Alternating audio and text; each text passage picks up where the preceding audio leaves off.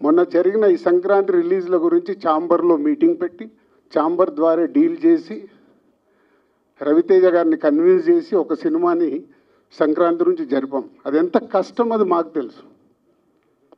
తర్వాత ఉన్న 4 సినిమాలు మళ్ళీ ఎవడో రాశాడు, దిల్ రాజు గారు ఏదో తమిళ సినిమా రిలీజ్ చేస్తున్నాడని. ఎవడు చెప్పాడురా నీకు నేను రిలీజ్ చేస్తున్నానని? ఎవడు చెప్పాడు? నీ దగ్గర ప్రూఫ్ ఉందా?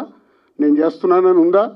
ఆ తమిళ సినిమాను కూడా రిలీజ్ పోస్ట్పోన్ చేయించింది నేను, తెలుగులో రిలీజ్ వద్దు అని. మీకు తెలియని న్యూస్లు రాసుకుంటూ ఎందుకు వాడుకుంటున్నారు?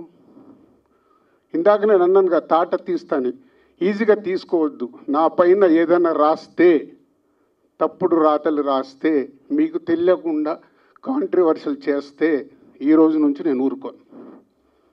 ఇన్ని రోజులు నడిచిపోయింది, అది గుర్తుపెట్టుకోండి.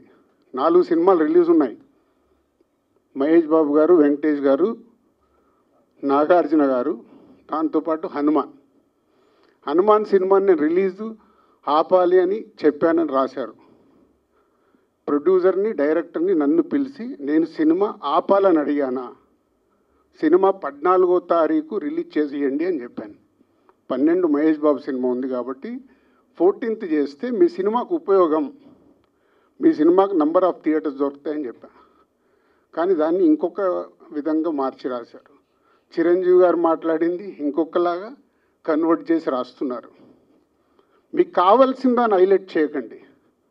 నెగిటివ్ వైబ్స్ ఉండకుండా పాజిటివ్గా బతికితే బాగుంటుంది.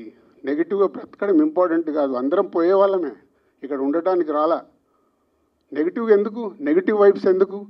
మీ వెబ్సైట్లు, మీ ఛానల్స్ ఇంప్రూవ్ అవ్వాలని నెగిటివ్ వైబ్స్ని తీసుకొస్తారా?